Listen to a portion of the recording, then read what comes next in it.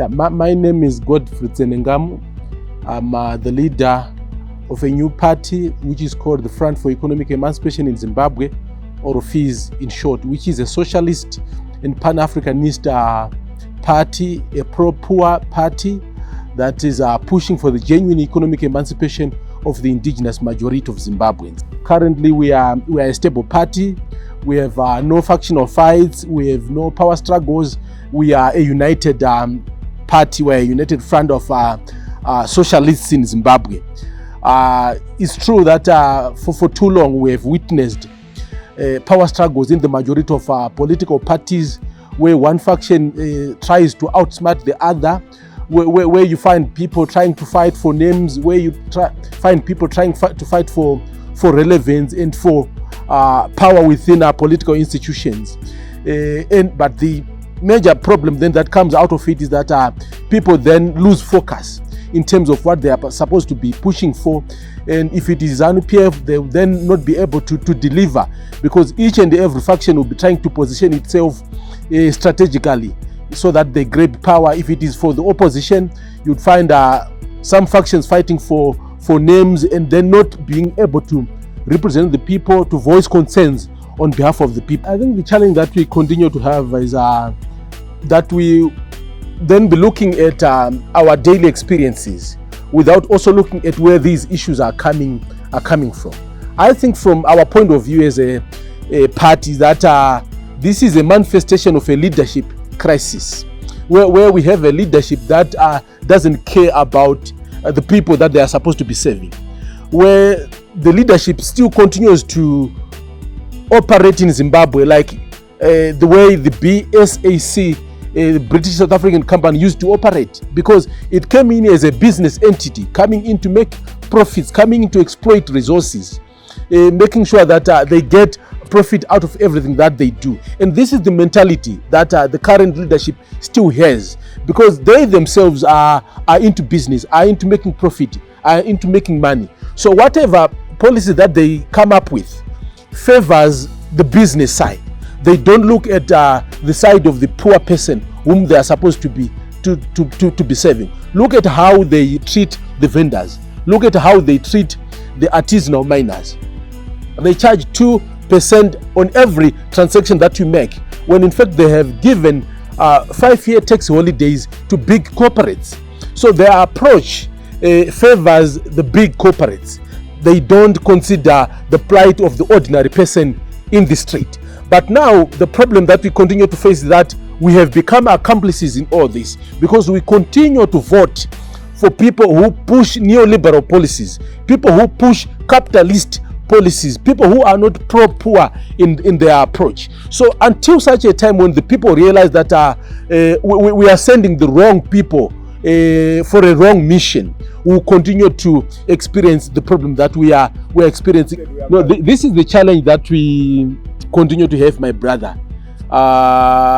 If it was in a normal situation, I would have said we have to pressurize the government of the day to deal with corruption. But our situation is abnormal, because the government itself is very corrupt. So they cannot be in a position to deal with corruption when they themselves are also corrupt. But the whole government structure, from the grassroots up to the top echelons of government, they are all corrupt. Everyone is corrupt in his or her office. And the major cause of the corruption that we continue to witness every day is coming from the leadership, because the leadership itself is corrupt. So unless we are able to fix the leadership problem, then we may not be able to deal with corruption. Why I'm saying so? Because when I was in ZANU-PF, when we named and shamed corrupt people, we got ourselves chucked out of the party. Instead of the guys that we had mentioned to be corrupt to sue us, the leadership propped into action. They ran all the way to defend the corrupt. So for as long as we have a corrupt leadership in place, for which interferes with the activities of the police, which interferes with the judiciary, which interferes even with the operations of ZAC, we are going to continue to experience corruption. Yes, we have an ineffective anti-corruption commission which needs a complete overhaul. But for as long as it is there and manipulated with politicians, who have to defend their ill-gotten wealth, then we are not going anywhere. So in short, our approach is we have to deal with the root cause. We cannot continue to deal with the symptoms. So the root cause is a corrupt leadership that thinks of itself, that thinks that your time in leadership is an opportunity to amass wealth. The individuals within those establishments, in my view, are well-trained professionals. They know what they are supposed to be doing. They know what is good. They know what is right. But the whole system is just dysfunctional. The whole system has been captured by an elite. The whole system has been captured by the powers that be. For as long as we continue to have, for example, a Commissioner General of the Police who is appointed by an elected politician, then you must know that that whole structure is compromised, because at the end of the day, the whole system is forced to toe the line of the politician who would have appointed them into office. Because if you go to the police, there are commissioned ranks, and those are political appointments. So for as long as people are not appointed on basis of merit, they are appointed on basis of their political loyalty to a certain individual, then forget about the efficiency of any security structure or system.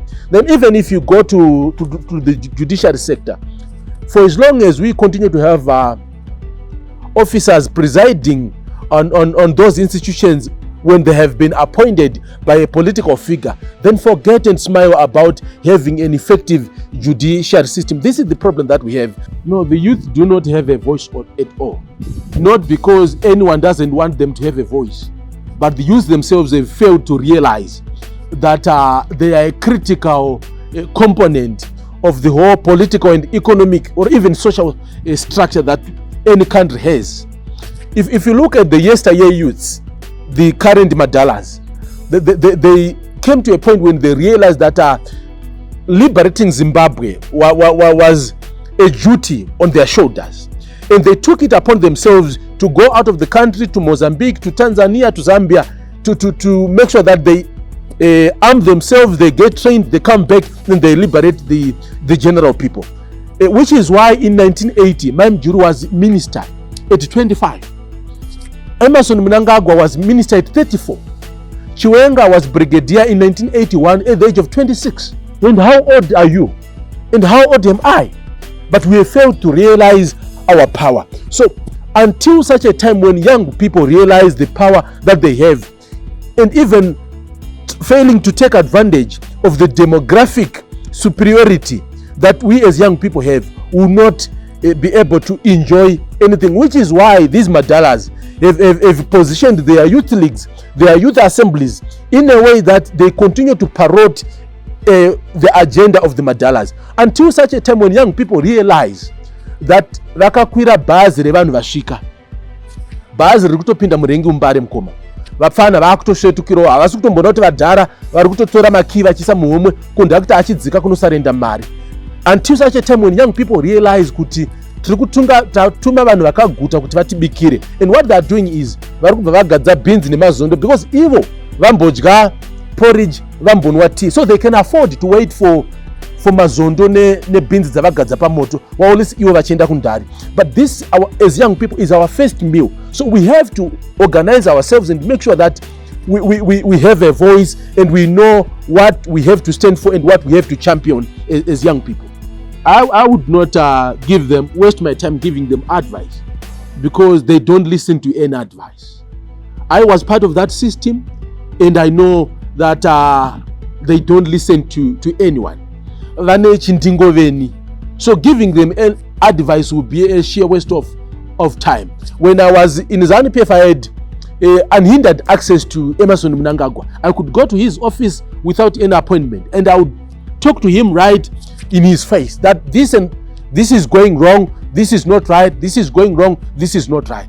But he would not even listen. Which is why at one point we had to go out of the way and convene a press conference in public, because the leadership was failing to heed the advice that was coming from us as their youth league. They wanted a youth league which just what they instruct them to do. So I have no time to waste advising people who don't take up advice. And for your own information, he has got a presidential advisory council, which is there, which we think is advising him. And what he's doing doesn't look like he's getting proper advice. He has got a central committee, he has got a politburo, he has got a cabinet, he has got parliament.